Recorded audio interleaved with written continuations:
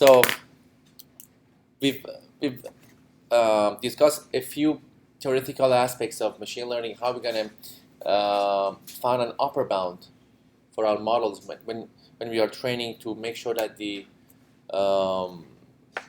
delta G, which is the training and test error, are close to each other, and how we're going to find certain points that those errors are going to get exploded or they're going to get minimized, right? And we produced 2 points on those. One with Hufting's inequality and union bound, and the other one was BC dimension, which we discussed on Monday. As I mentioned, there was another popular approach on this using bias variance. Unfortunately, we don't have time to go over it, so you can have it.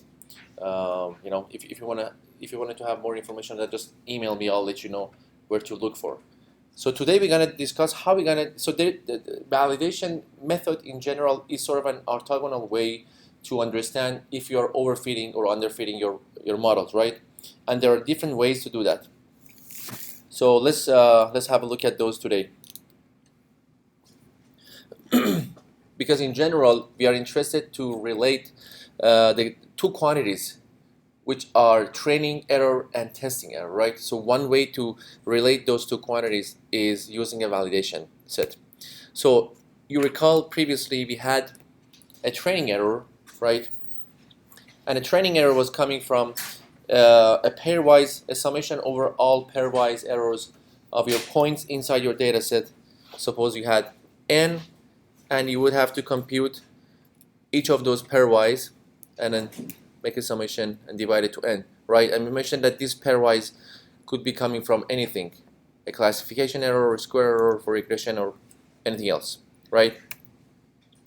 And you knew already that in order to compute E out, or out of sample error, or test error, that would be an expected value over all x's that you've drawn from your test set, and you would have to compute the pairwise error of that using for instance, in the case of a supervised learning, you would have to compare it with a label y, the output of your g of x, and then you would have to just sum them up as an expected value, right, as a random variable.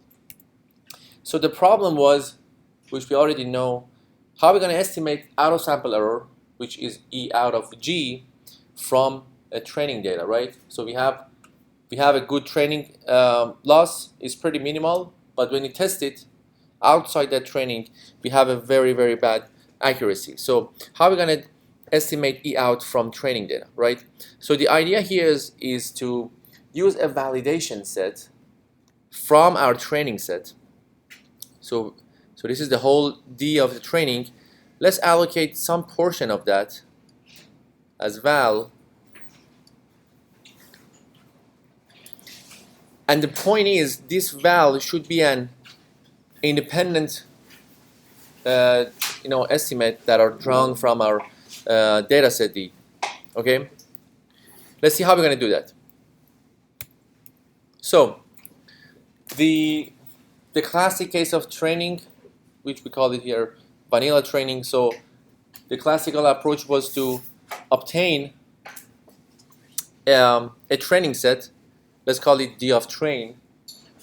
So D train is comprising all of your data points in data set D. You apply your learning algorithm, right? Whatever learning algorithm it was, and you obtain a G bar function, right? It's the best you found from your capital set of H, right? You had like multiple H's, and the best one was HS star, right? You called it G. So this is a classical case to train. However, let's add another tweak here. So what if our data set D, we can distribute it at some portion for D train, right? And allocate K samples out of those N, right, For another set, we call it deval, a validation set. So if you allocate k samples from n, so the rest will be obviously n minus k. So in this case, your D train, instead of having n samples, it's going to have n minus k samples, right? So now, we will train on the remainder of the capital D, which will be n minus k. And now we're going to call this D train. We apply the learning algorithm, whatever it was, and then instead of having a G bar function, I try to just push this minus as further that it could be. So we're going to call this G minus function, right? So this is G bar, this is G minus, right? I try to just be as explicit as possible. So G minus is a G drawn from training using a reduced set of training, which had n minus k instead of n minus. So that's why all of these weird bars you see, all of them meant to be G minus. So now using that G minus function, we can have an error, right, estimated for validation now. And then that would be as easy as applying the same approach, but instead of G bar on G minus, so 1 over k, because we have k samples, and you make it pairwise of the G and yn, and then we are hoping, and that's just a hope, that when we compute eval, it's going to be representative enough of your real E out of G bar and the real test error, right? So we can, with a high confidence that we're going to see today, we can say that this pairwise error of G of xn and yn is a pointwise error measurement, right? And validation error is an unbiased estimate. It's an unbiased estimate of your E out. So let's call this unbiased. If we have this condition here, if the validation set was unbiased, we are hoping to have a very, very close relation between error validation, eval, and the real test error, okay? And that's the hope that we are doing in validation. Because if the samples were drawn independently from the data points, we might hope that, because remember that you haven't been training, so that G wasn't seeing the validation data when it was training on, right? So you don't have any biasness or dependencies when you are training, okay? So the question here is G bar or G dash? Which one? The even G dash. Yeah, whatever you see weird is G minus. Yeah. So is the difference between deval and detarget or the detest is that it's like testing our sample for the training data? No, just like what you did in your assignment. So we allocate some portion of your training data, right, while training, to test the progression of the training. Yeah. Okay. So using the output of the validation set, you're gonna gain some information. How good are you? How well are you doing? Right? Yeah. Are you going to overfit? Are you going to underfit? And then because when you the notion of using a test set is when you deploy your model and there are no training anymore on the model. It's just you have to deploy the model offline somewhere and you're going to use it forever for your test. I mean, there are continuous learning methods that you can always update that, but excluding that, putting that aside, suppose that when you do a test, your model was deployed, there are no training anymore, so you just test it with independent data that the model didn't see. Right? It's not seeing the validation data, right? No, it's an unbiased estimate. No. So is there any difference? Like, could you just use the testing data as your validation? It's but again, the test phase is done normally after your training was done and dusted, and then you deploy your model. So you might not have that data. Yes. You might not have the testing data. Yeah. Okay. Because it's going to come from anywhere. Okay. Yeah, it could be just any images, okay. right? As long as they fit the same labels, Okay. right? Yeah. So you've you've been training your ImageNet with a million of images for training for dogs, Yeah. right? As long as you have the same species of dog, when you have a test image, that image can come from anywhere, right? Okay. Yeah. So it's like a little bit different for our assignment because that one we were using the testing as Child abduction. Yeah, I got the same one. So well. So for the test in our assignment, we'll use the test data throughout as well, the same way we're using validation. That Yes. we have that's Yes. actually the second validation. Yeah. Okay. But remember, the validation data are an unbiased sampling of your training data, while the test data can come from anywhere, right? But we are hoping with an unbiased and independent and IID sampling from the training data, we are close enough to estimate E out from eval, right? There would be chance like we just draw some. That's why we see some upper bounds today that we found that error of estimation. That if you estimate E out from eval, what's going to be the upper bound of the error involved in that? Okay. So this is still an orthogonal way to relate these two training and test error, because this is a very popular problem, but there is no concrete solution for that. There are so many methods you can apply, and you hope that you're going to estimate the best, right? So, but what can we say?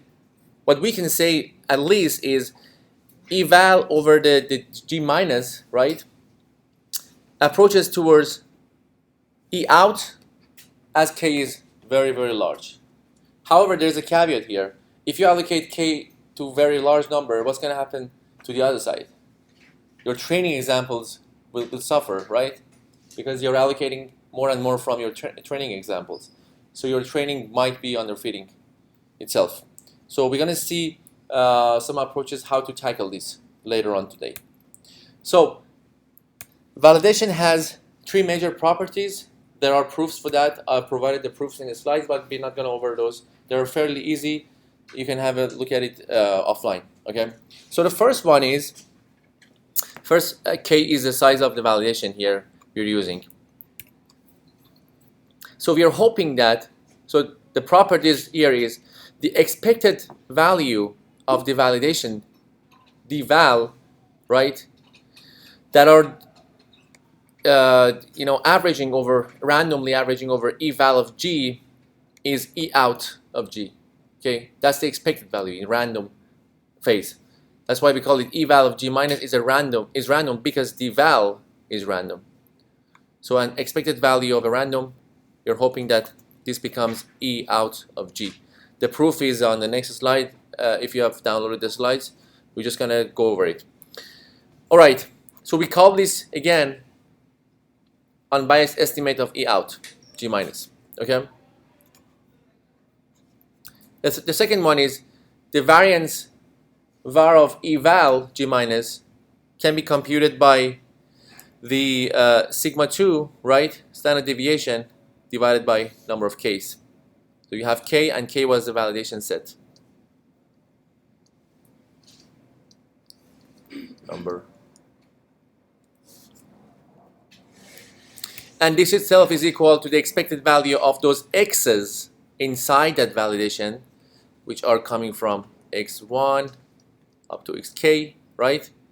And then you make a square out of that. So it's going to be the point-wide error of g of x and y minus E out of G bar raised to 2, okay? So again, the proof for number 2 is also in the slide. We're going to just leave it for now. And the third one is with the probability above 1 minus delta, which was the confidence level. Remember, in your normal distribution, you were defining confidence level starting from this 33 plus minus, which was 68, and a 95, and a 99, right? So that was showing by 1 minus delta at any time. So with the probability more than certain confidence level, and delta is the parameter here, so whatever you pick delta, you're going to have it included here. The estimate that we have from E in of G bar and E out of G G minus, right, is going to be within this quantity. So the square root of 1 over 2k log 2 divided by delta. Okay, so these are three properties that we can gain from using a validation, and each of them can be proved easily. So I'm just gonna go over this fast. You can have a look at it. So that's the second proof, and that's the third proof.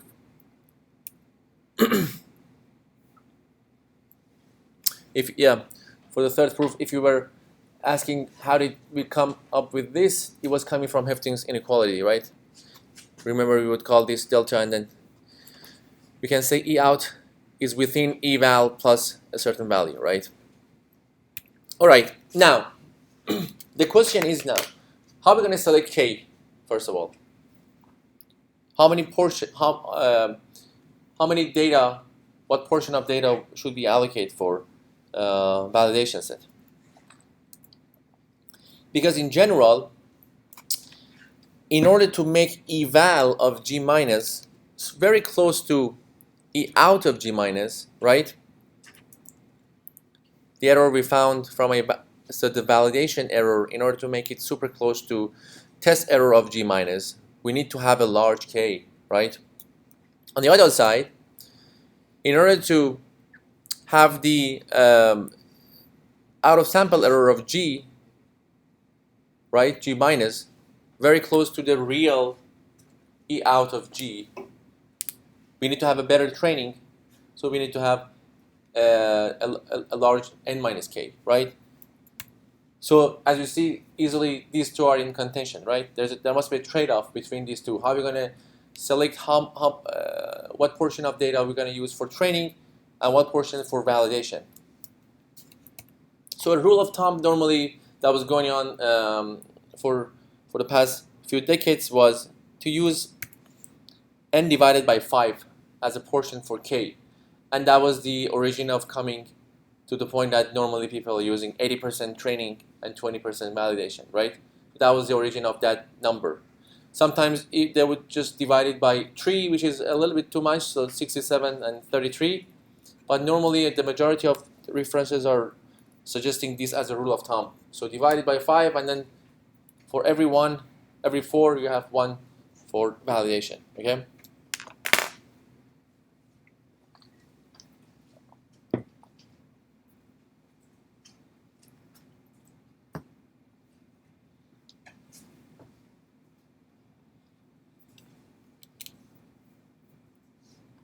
Okay, so now we have a rough idea of how to select k.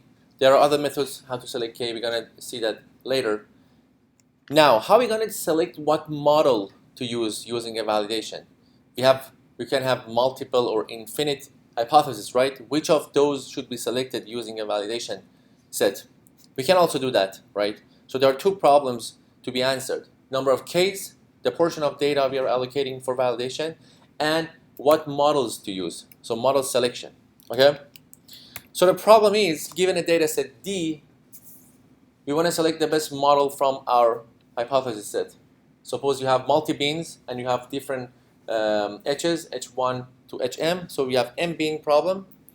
How are we going to find which of those H's are the best, right? For instance, HI could be the class of polynomial given a degree.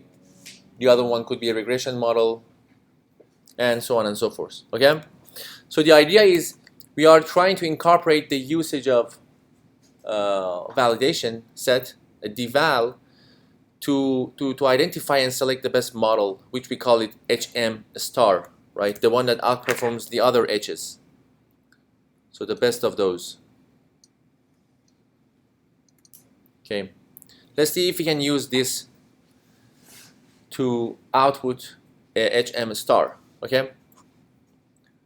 Sometimes we call this a candidate hypothesis class as well. So candidate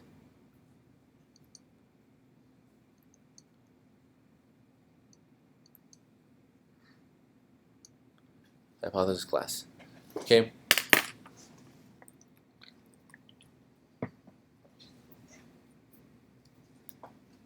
All right.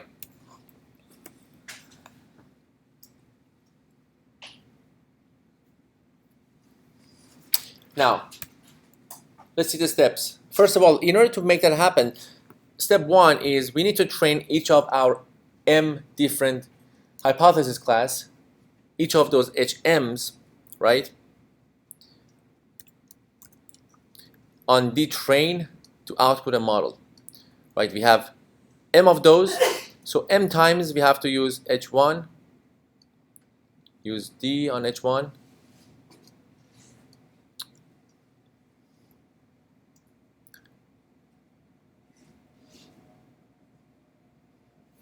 so use D, H1, and then you get G1, right? G1 was the best performing one, so you're going to have H1 as well actually. Then you use it for H2 up to HM. Okay. All right. Step 2. Then, at the end of step 1, when we train to output each model, we're going to say that GM minus, right, we can find it in that class because validation set can be used to estimate out of sample error for more than one model, right? So on step 2, using this deval, we take some of the portions out of the training set. So we're going to compute the validation error for G minus M, okay?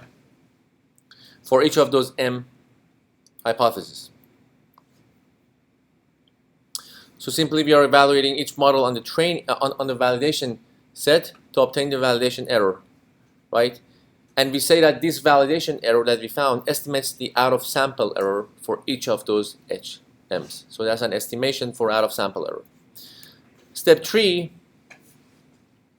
we simply find the best model, which we call it HM star, as the one that has the lowest validation error, right?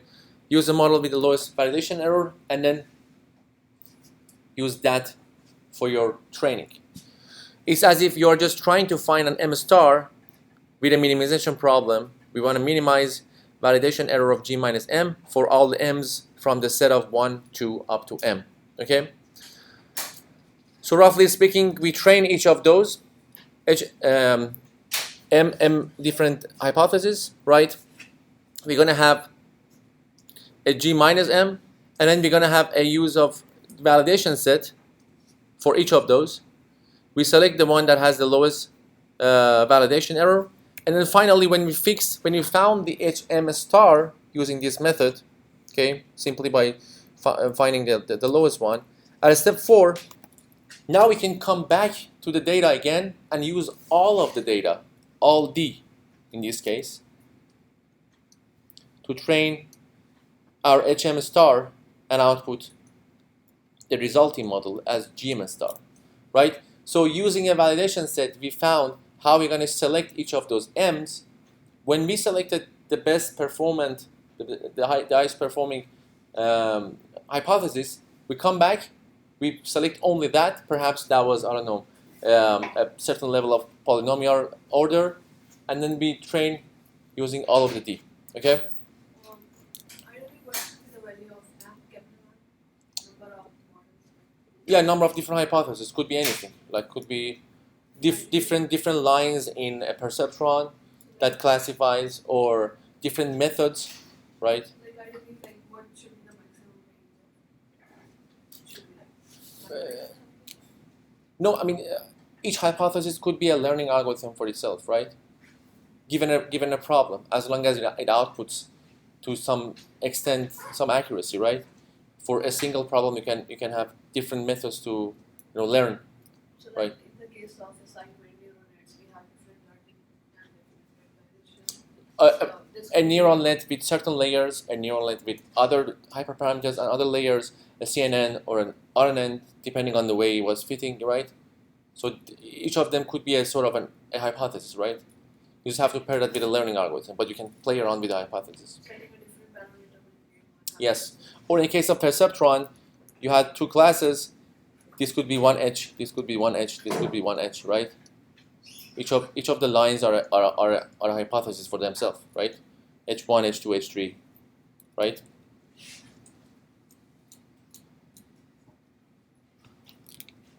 All right. So if you want to figure this out in a sort of a picture, so you're gonna have you have a training data, right? This is your training data, and this is your validation data. These are the number of hypotheses, multiple number of question. So for the because when you're running one of these training originally, it's not always consistent with being like the best result, so just where the training ends. Do you have to run it like multiple times to just like the average? Yeah. So we are that's a good question. We are targeting multiple hypotheses. Okay. When we select the final hypothesis, which we call it HM star, right? For the error of that, we can average it, right? But the way we select the each of those hypotheses, they are there. It was not to us, right? There are different methods to accomplish a task, right? It could be different perceptrons, different lines, right? So for each of those H, you use a validation set. You find the validation error. H2, there is another one, G2, eval of G3, and also for the mth one. And we simply pick up the one that has the lowest error, and then we use all of the data set now, the whole D, to output a GM star. Okay? So just including the K, whatever we took out. Okay. Yeah. This is all the data set. So that was like including these two.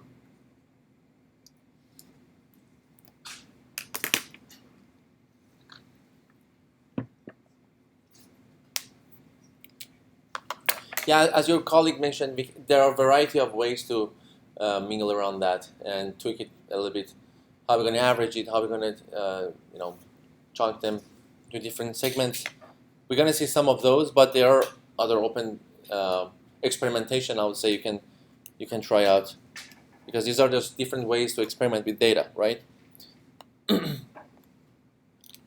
All right. So this is one way to select a model using a very simple method of validation.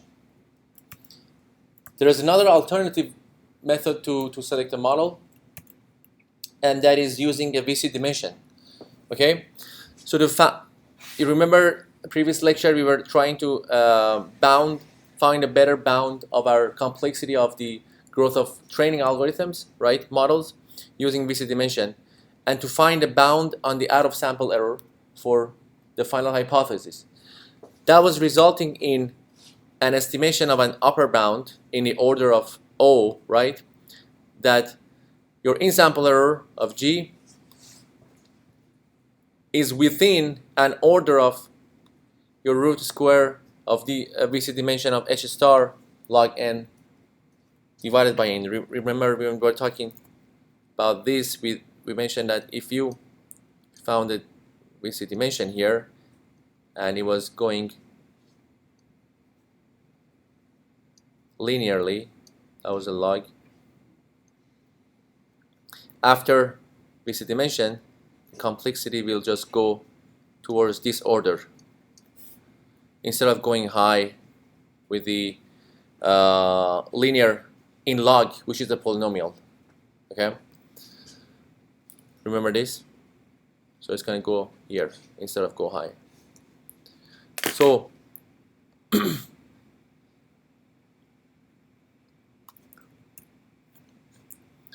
so based on this bound, we can simply select the best model, outputs the best hypothesis from the model, and then we want to find a model that has the minimum out of sample error of G. Just a quick question. For the equation, what is after? Is that a plus sign? Or is it after? Like, what is after? This is it? Yeah, is that 2? Or is it? No, this is plus a value in order of this. Yeah, the big O notion. Oh, okay. Yeah. And this is like G hat. This is this. Let me bring that up for you. Previous slide.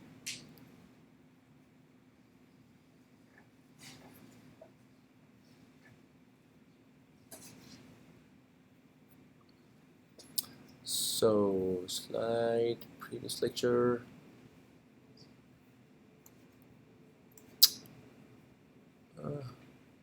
Here.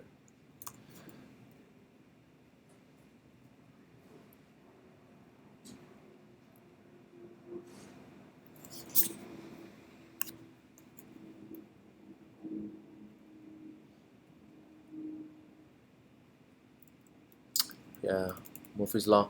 Okay, so this is the one, right? Using VC dimension, we got a better bound. So it's within this order of theta function. So or big notion of big O. So instead of growth, the growth function is going to go linearly in log space, which is a polynomial. We're going to get a better bound after VC dimension. It's going to increase slowly by this order instead of log n. Okay, that was the reason. Well, let's go back.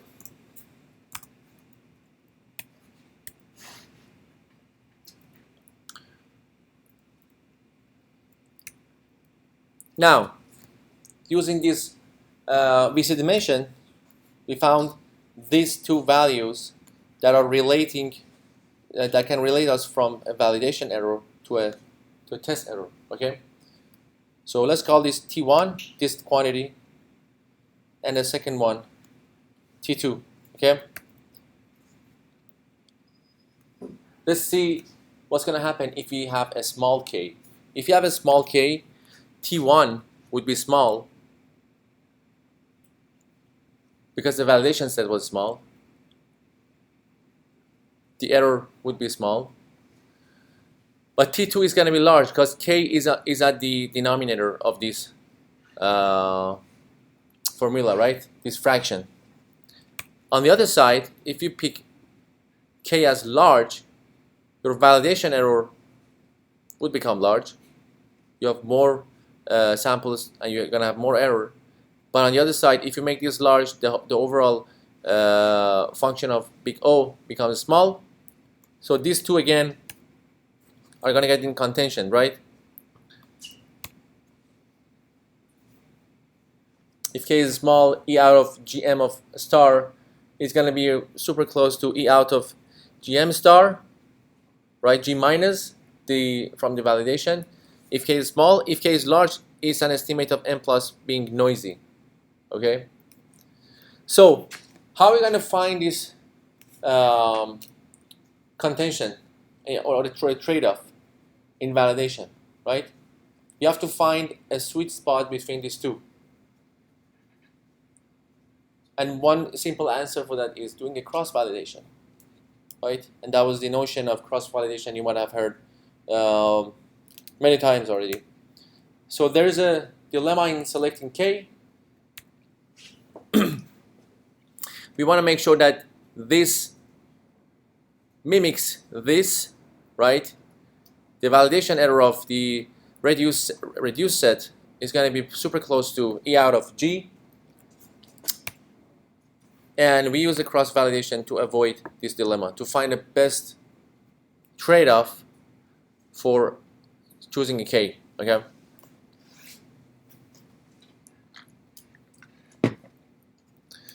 One very popular method for cross-validation is called leave one out cross-validation, okay? There are other methods to cross-validate. This one is very popular. So just like what you can presume from its name is we're going to partition D, our overall data set, a training set, into training set of size n minus 1, okay?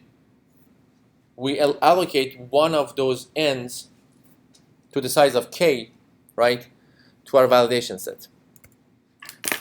So assume you had D as x1, y1, x2, y2, up to xn, yn, right?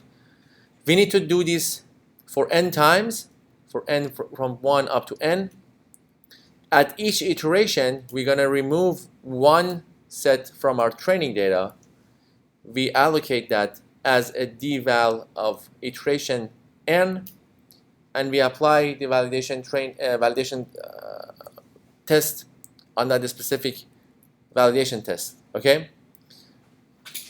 Since we have n ways to remove one from a set of n, that's why we have to iterate this over n times. Okay. So what's going to happen here is you have a dn, you have a learning algorithm.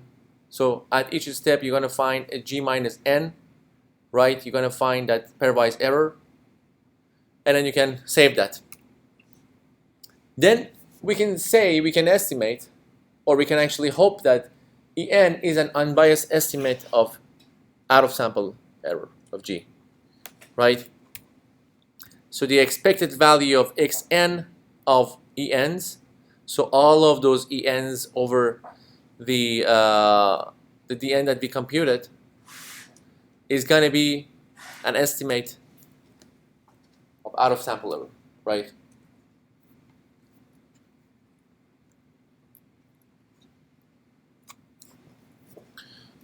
This could have been like another line here, like this. Okay. Right? We show this like this, estimate or expected value of this.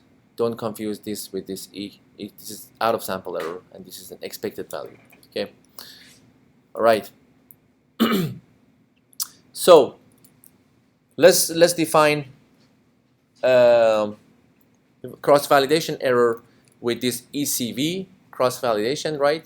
So it's basically a sum over all of your E's you found divided by the number of N's, those iterations you had for validation, and then you're going to say that ED of ECV is going to be basically an unbiased estimate over n times the summation of all the expected values you found. Okay?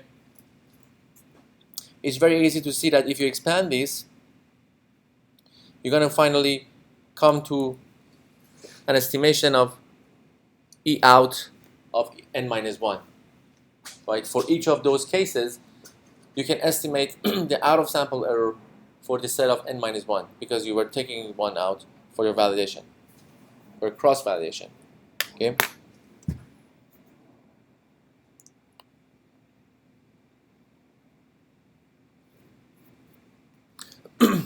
Another example would be you are trying to understand, you're trying to, learn something from certain benchmarks. You have 10 benchmarks, benchmark A up to benchmark 10. So you can go on a loop 10 times, and on each of the iterations, you will remove one benchmark from the rest of the 10. So you're going to train on 9, and you're going to test it for that singled out left out benchmark. And then you find the best model, right, for each of those. Okay. Let's see the relation between cross-validation and variance. We said that we are hoping that the cross-validation makes it an unbiased estimate of out-of-sample error, right? However, the errors of En are not independent in this case. So the variance of cross-validation error is not equal to n times the variance of your pairwise error divided by n. Right? Because we are using the same set for training, for that matter. However, in practice, people have found that the variance is sufficiently small, so we can sort of roughly assume that cross-validation error is almost equal to E out, right? So that presumption, that assumption is reasonably accurate. Okay? So that was the vanilla version of cross-validation.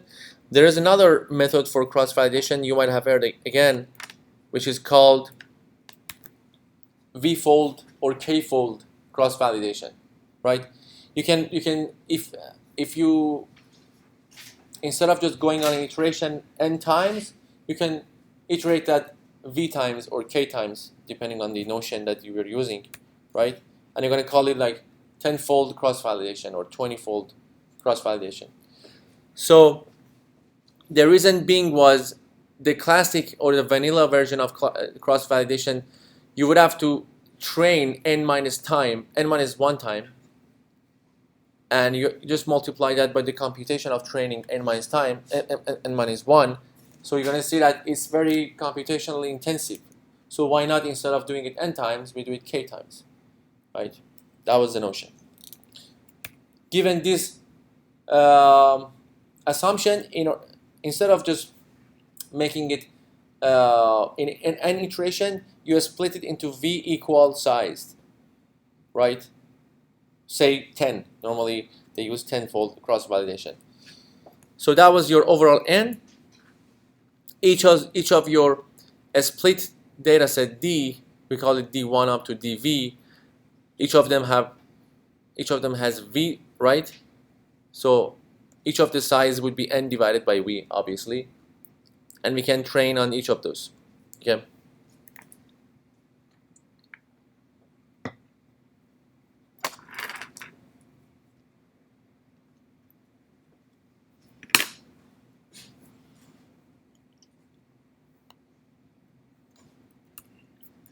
So the algorithm goes as follows. For m from 1 up to v, the number of folds, assume it as 10. Let the m of train is going to be the union of all of those data, excluding the one that you had. Okay?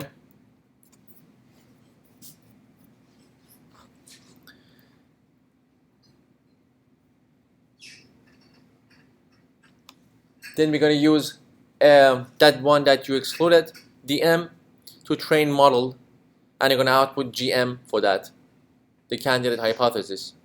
You're going to estimate the pairwise error. We're going to call it em now, which is 1 divided by the number of samples inside that, which is n divided by v, right? The size of the validation set, and then we're going to have an estimation of the pairwise error over all of those inside the m, right? And simply we can say the cross-validation error, as your colleague suggested, we're going to have an average of those v's, okay?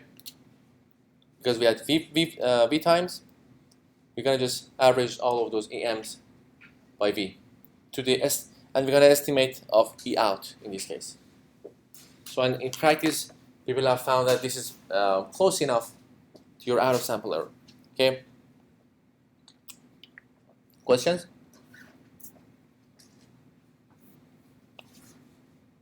Does that make sense?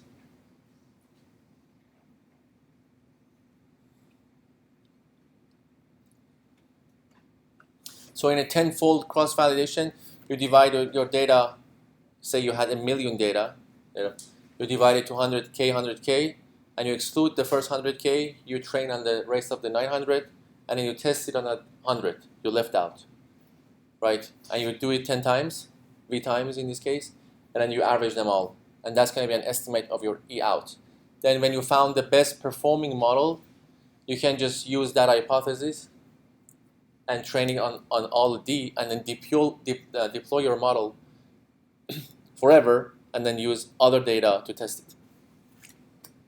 How is this faster than doing the other type? The other type was, so you're iterating for V time, say 10. The other one you would have to iterate 1 million times for all of your N, right? Oh, you just go one. Yeah.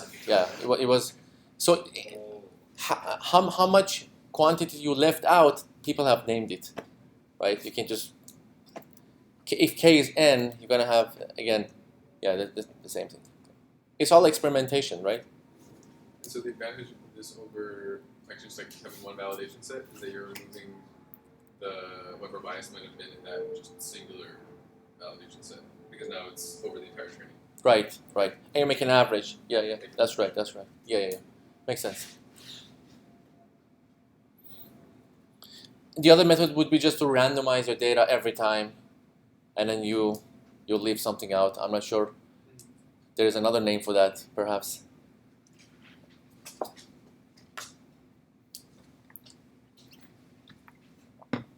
Okay, so using a cross-validation, right? And when you average those pairwise errors of m times by the number of your folds, right? You're going to come up with some interesting analysis. For instance, assume that you have a hypothesis that was trained on a number of x's, right? Assume that as your training examples, and for each of those you've left out some portion, and then you have estimated an error for that, okay? Assume that you were trying to imitate, right? You were trying to imitate a linear model. You were trying to fit a linear model. So you have found that this,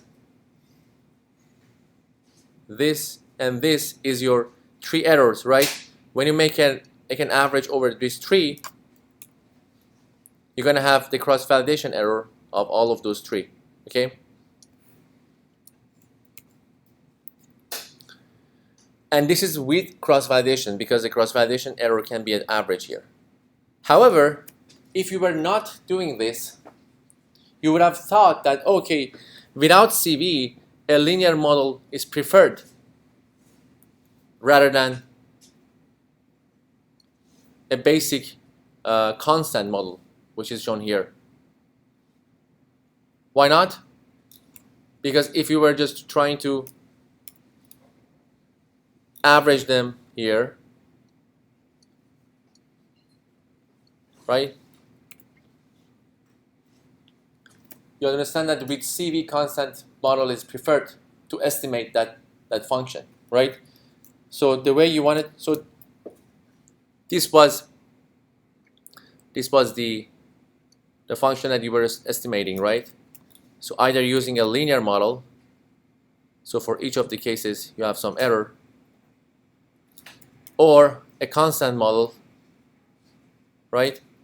And you see that simply by cross-validation, you're going to see that the constant model is preferred, which is counterintuitive because a linear model is more sophisticated than a constant model, right?